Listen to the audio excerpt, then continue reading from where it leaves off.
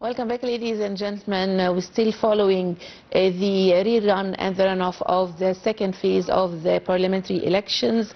And now we have with us over the phone Nermin Rahman, our correspondent from Al Daqqaliyya Governorate. Good morning, Nermin.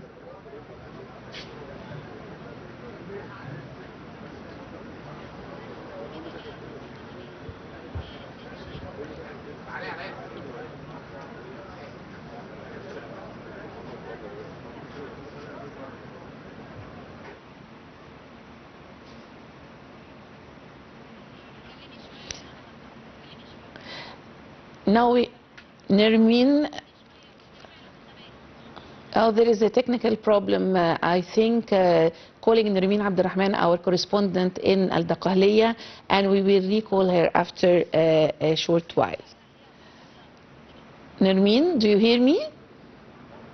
Yes, I can hear you now, Abir. A very good morning to you, dear. Here I am talking from Al Daqqaliyya, particularly from Mansoura, the capital of this big governorate. As you know, Al Daqqaliyya is one of the biggest governorates all over Egypt. We do have here more than 4.7 million eligible voters. We are in the first day of the runoff of the House of the Representatives elections 2025. We do have 10 electoral districts distributed all over the governorate. And as you see, I am in Shajarat Dor School in Al Gala, one of the main streets here in Mansoura. Everything is going okay, and I've asked the judges who are responsible for the polling station here. It opened exactly 9 a.m. Cairo local time to make sure that they are going to be able to receive the voters. But the weather is a little bit rainy, so we do not expect that a heavy turnout is going to start from now. And as you know also, Abir, that this is a working day. Yes. Yes, Nermin, tell us more about the security measures taken around the polling stations and the logistics for the elderly people and so on. Yes, Abir.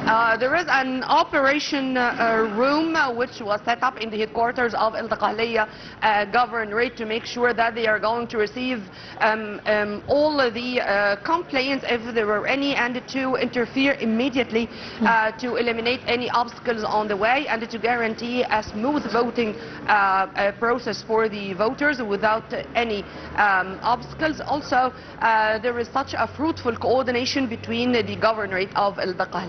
Major General Tariq Marzouk had statements released yesterday regarding the fruitful cooperation among all concerned bodies, whether it's the Governorate of Al Daqqaliyya or the Security Directorate of Al Daqqaliyya. In addition to the health authorities here, there are health teams scattered also all over the polling stations to make sure that they are going to interfere if there is any voter in need.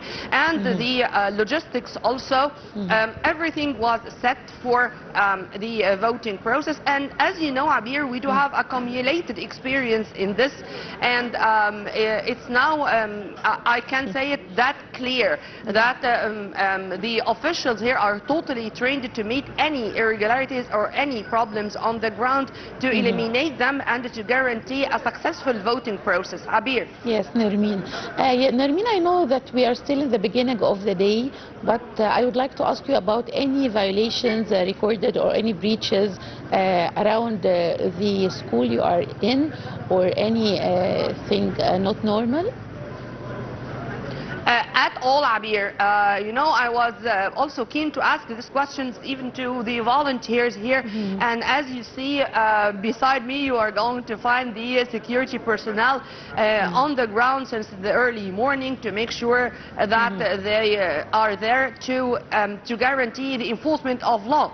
And Major General Tariq Marzouk was also keen to reassure the unshakable sense of the Egyptian state. Yes, neutrality, transparency, making sure that no irregularities are there, and that there is also no breach for the electoral silence from the side of the candidates, of course. Abir.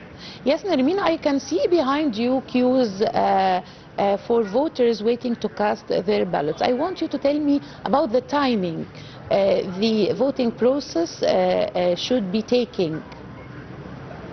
2 or 3 minutes maximum.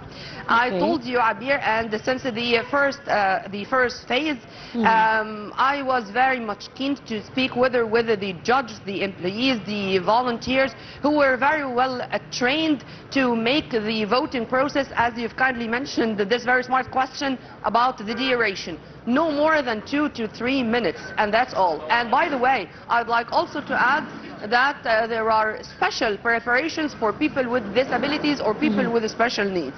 And the judges are very much keen even to go themselves for people with special needs or people with disabilities who are keen to come and to cast their ballot, to help them with all ways, whatever the disability is. Yeah, I mean, for example, in the first phase, I found, or I witnessed myself, a voter with a hearing disability. So there was one of the employees who was an expert, or she, to be accurate, was expert in sign language. So it took also no more than 3 minutes, and you know, I felt proud that all the preparations are there to help people with special needs, as they are part and parcel of our society, and their integration in such a political process, this constitutional right, is very important, and really showing to what extent the Egyptian society is that developed, is that civilized, and be able to integrate those very important sectors into the community. Abir.